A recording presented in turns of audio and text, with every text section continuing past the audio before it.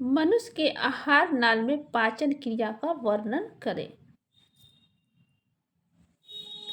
मनुष्य का आहार नाल यह एक कुंडलित रचना है जिसकी लंबाई करीब 8 मीटर से 10 मीटर तक होती है। यह हमारे मुख गुहा से शुरू होकर मल द्वार तक फैली होती है। आहार नाल के विभिन्न भागों की संरचना तथा उसके कार्य इस प्रकार है। मुख गुहा, सबसे पहले हम भोजन को ग्रहण करते हैं तो वह हम मुख से करते हैं, तो मुख गुहा आहार नाल का पहला भाग हुआ। यह जो है ऊपरी तथा निचले जबड़े से घिरी होती है। हमारे ऊपर भी जबड़ा होता है, नीचे भी जबड़ा होता है, उसमें दांत होती है। मुख गुहा को बंद करने के लिए दो ऊपरी और निचले मांसल होठ होते हैं। लिप्स जो हमारे होते हैं ना, वो मुख गुहा के अंतर्गत ही आती है। मुख गुहा में जीभ तथा दांत होते हैं। यह सब मुख गुहा के भाग है। तो आहार नाल का पहला भाग क्या होगा, वो मुख गुहा होगा। तो पूरा आहार नाल के विषय में पूछा तो इसकी लंबाई करीब 8 मीटर से 10 मीटर तक होती है। यह एक कुंडलित रचना है। यह मुख गुहा से शुरू होकर मल द्वार तक फैली रहती है। मुख गुहा के विषय में आप जाने, अब जानिए। जीभ जो है मुख गुहा के फर्श पर स्थित एक मांसल रचना है। ये मांसल रचना है ना, इसका अगला सिरा स्वतंत्र तथा पिछला सिरा फर्श से जुड़ा रहता है। हमारे जीभ का अगला सिरा स्वतंत्र है, हम उसे ऊपर नीचे जिस साइड चाहे कर सकते हैं, लेकिन पिछला सिरा जो है फर्श से जुड़ा रहता है। पिछला सिरा को हम अपने हिसाब से आगे पीछे नहीं कर सकते हैं। जीभ के ऊपरी सतह पर कई छोटे छोटे अंकुर होते हैं। हमारे जीभ के जो ऊपरी सतह है ना, उसमें छोटे छोटे अंकुर होते हैं जिन्हें हम स्वाद कलियाँ कहते हैं। इसी अंकुर से हमें स्वाद का पता चलता है, इसलिए इसे हम स्वाद कलियाँ कहते हैं। इन्हीं स्वाद कलियों, छोटे छोटे अंकुर होते हैं जिन्हें स्वाद कलियाँ कहते हैं। इसी से हमें स्वाद का पता चलता है। तो ये सवाल आती है ऑब्जेक्टिव में कि स्वाद कलियाँ कहाँ होती है, तो जीभ के ऊपरी सतह पे होती है। इन्हीं स्वाद कलियों के द्वारा मनुष्य को भोजन के विभिन्न स्वाद जैसे मीठा है, खट्टा है, कड़वा है आदि का ज्ञान हमें होता है। जीभ अपनी गति के द्वारा, जीभ में जो गति होती है ना आगे पीछे करना, इसी गति द्वारा भोजन को निगलने में जीभ मदद करता है। मुख गुहा के ऊपरी तथा निचले जबड़े पर दांत व्यवस्थित होती है। प्रत्येक दांत जबड़े के मसूड़े से जुड़ा होता है। दांत का वह भाग जो मसूड़े से धंसा रहता है, मतलब जो मसूड़े के अंदर है, उसे हम जड़ यानी रूट कहते हैं, तथा वह भाग जो मसूड़े के ऊपर निकला हो उसे सिर या शिखर कहते हैं। जड़ तथा शिखर के बीच का भाग जो है वो गिरवा या गर्दन कहलाता है। प्रत्येक दांत के भीतर एक मज्जा गुहा होती है। इसके ऊपर दंतास्थि या डाइटन होता है जो दांत का अधिकांश भाग तैयार करता है। यह डाइटन जो है दांत का अधिकांश भाग तैयार करता है।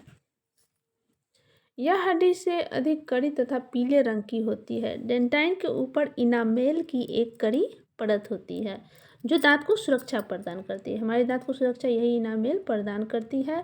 दांत भोजन को काटने का कार्य करता है, चबाने का कार्य करता है। समझिए पहला प्रक्रिया यही है। आप जितना अच्छा से चबाएंगे भोजन उतना ही अच्छा से पचेगा। तो यानी कि सबसे पहला प्रक्रिया दांत से ही शुरू हो जाती है। एक वयस्क मनुष्य के मुख गुहा में जो है, मुख में जो 32 दांत होते हैं। दांत 4 प्रकार के हैं। एक दांत है जिसे हम कर्तनक कहते हैं या इंसाइजर कहते हैं। एक को भेदन या केनाइन कहते हैं। तीसरा को अर्घ चर्वक या प्रोमोलर कहते हैं या चनवनक या मोलर कहते हैं। ये इतने प्रकार के दांत होते हैं, इंसाइजर, केनाइन, प्रोमोलर एंड मोलर। जिसे कि इसमें सवाल तो आपको आएगा कर्तनक और भेदन, अर्धचर्वक एवं चर्वनक। इतने प्रकार के दांत हमारे होते हैं जो कि 32 दांत में आते हैं। अब दांत का कार्य।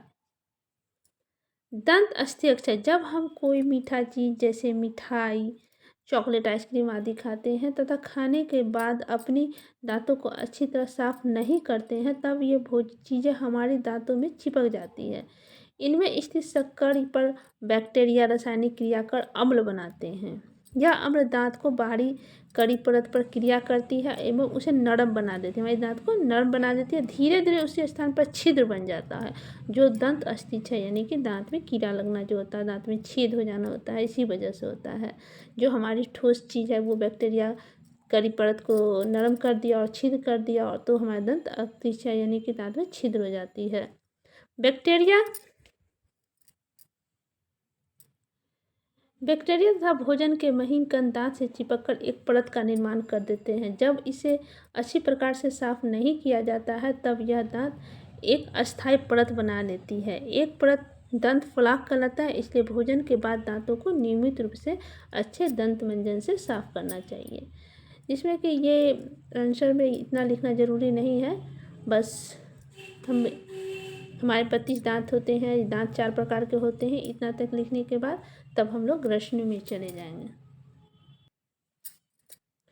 मनुष्य के मुख गुहा में 3 जोड़ी लाड़ ग्रंथियां पाई जाती है, जिससे कि लाड़ निकलती है। हमारे मुख में जो लाड़ निकलती है ना, वो लाड़ ग्रंथियां में पाई जाती है। जो पेरोटिड ग्रंथि, मनुष्य के मुख गुहा में 3 जोड़ी लाड़ ग्रंथि पाई जाती है। कितनी जोड़ी? 3 जोड़ी पाई जाती है। पहला है पेरोटिड ग्रंथि, दूसरा है सब मेडुबुलर लाड़ ग्रंथि, तीसरा है सब लिग्वल लाड़ ग्रंथि। मतलब 3 प्रकार, पेरोटिड, सब मेडुबुलर एंड सब लिग्वल, ये 3 लाड़ ग्रंथि से ही लाड़ निकलती है। इससे निकलने वाली लाड़ नालिकाओं द्वारा हमारे मुख गुहा में गिरता है, जो कि भोजन को निकलने में मदद करता है। ये लाड़ ग्रंथि के विषय में है, पर हम अब जाएंगे ग्रसनी। यहाँ पे फिर भोजन पचने की प्रक्रिया शुरू होती है ग्रसनी में।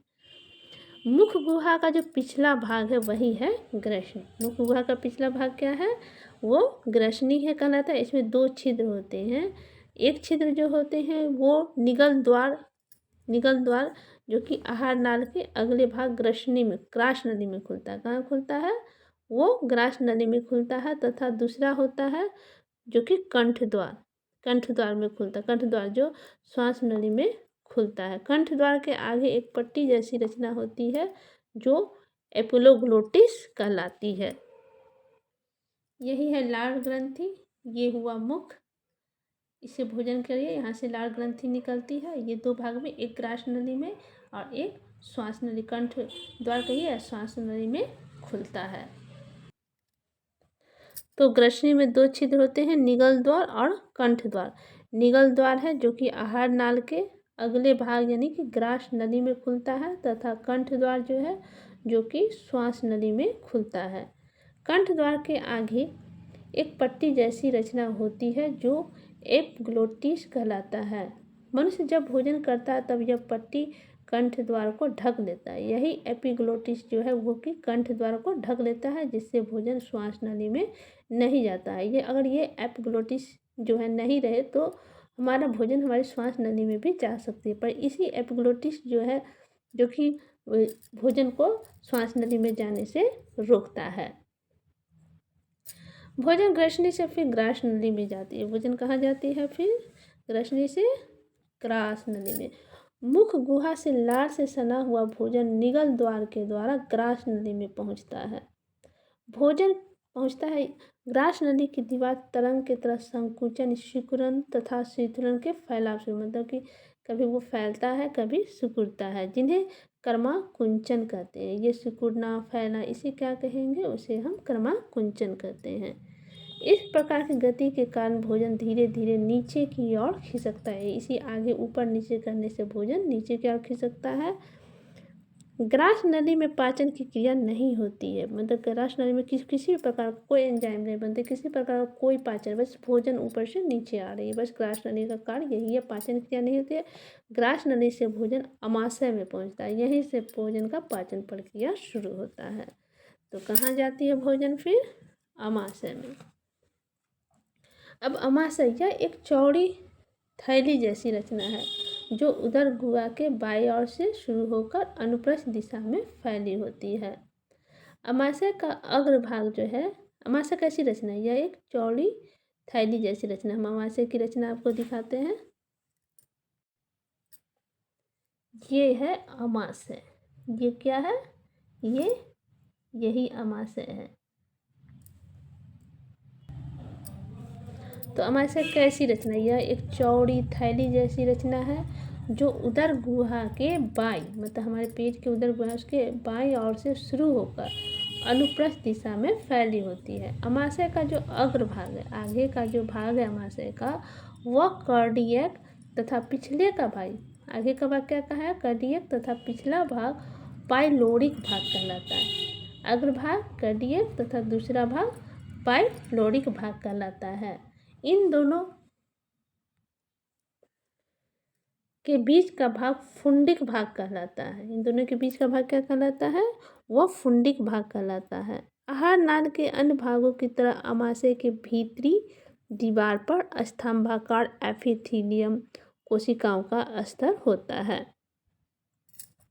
कोशिकाओं का यह स्तर जगह जगह अंदर की ओर धंसा रहता है। इस धंसे भाग की कोशिका अमाशय ग्रंथि या जठर ग्रंथि का निर्माण करती है।